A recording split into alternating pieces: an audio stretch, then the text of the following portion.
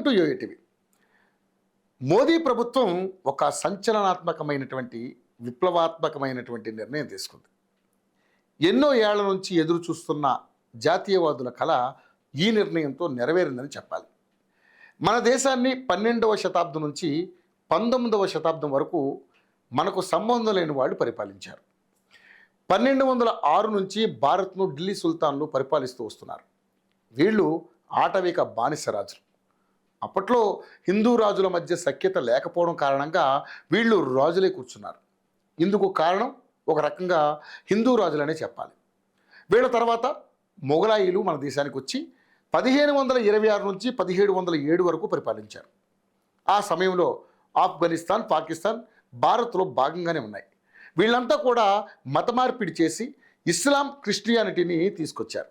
1526లో తైమూర్ వంశానికి చెందిన బాబర్ మొదటి పానిపట్టు యుద్ధంలో ఇబ్రహీంను ఓడించి మొఘల్ సామ్రాజ్యాన్ని స్థాపించాడు.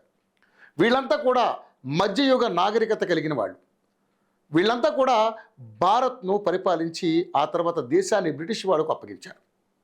ఆ తర్వాత బ్రిటిష్ వాళ్ళు దాదాపుగా 200 ఏళ్ళు పరిపాలించారు. ఆ తర్వాత కాంగ్రెస్ పార్టీ అధికారంలోకి వచ్చింది. అప్పటి నుంచి కాంగ్రెస్ మన దేశాన్ని కేవలం బ్రిటిష్ వాళ్ళే పరిపాలించారు, సుల్తాన్ మొఘలాయులు మన దేశ వారసులు అన్నట్లుగా చరిత్ర అడుదిప్పి ఇడిదిప్పి చరిత్రలో పెట్టారు.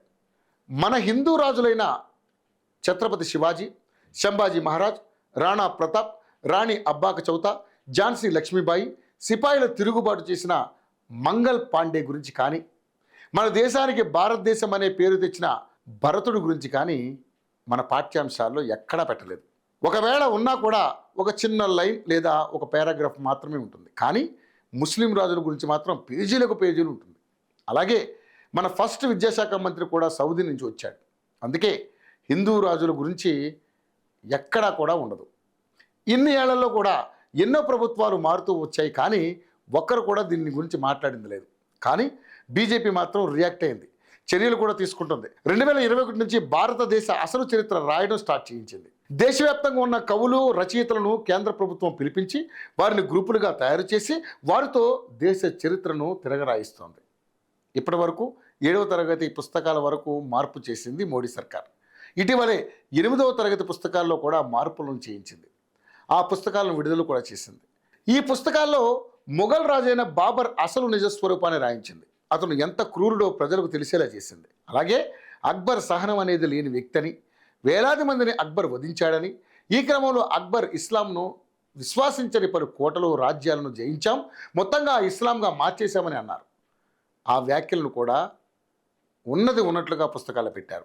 అలాగే ఔరంగజేబును కీర్తిస్తూ రాసిన దిక్కుమాలిన పాటలను తొలగించి వాటి స్థానంలో ఔరంగజేబు ఏ విధంగా హిందువులను ఊచకోత కోశాడు, దీదియా పన్ను అంటే ఏంటి వంటి విషయాలను పాఠ్యాంశాల్లో పూర్తి స్థాయిలో వివరించారు. ఢిల్లీ సుల్తాన్ లాంటి వాళ్ళు మన మధురై ఆలయాన్ని ఎలా ధ్వంసం చేశారు, ఎలా దోపిడీ చేశారు ఈ పాఠ్యాంశాల్లో వివరించారు. ఛత్రపతి శివాజీ గురించి గొప్పగా వివరించారు. ఆయన మన దేశంలో పుట్టడం మన దేశం చేసుకున్న అదృష్టమని పేర్కొంటూ ఈ 8వ తరగతి విద్యార్థులకు బోధించేటువంటి ఈ సోషల్ సైన్స్లో NCERT పలు కీలక మార్పులు చేసింది.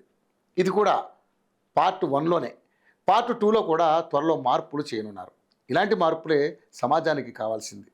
ఇంకా మార్పులు జరగాల్సిన అవసరం ఎంతైనా ఉంది. కాబట్టి ఇటువంటి మంచి చేస్తున్నది ఏ ప్రభుత్వం అయినా దానికి మనం అందరం మద్దతు అవసరం. ఇలాంటి ప్రభుత్వాలు ఎంతకాలం అధికారంలో ఉంటే అంతకాలం కూడా దేశంలో హిందువులకు డోకా ఉండదు.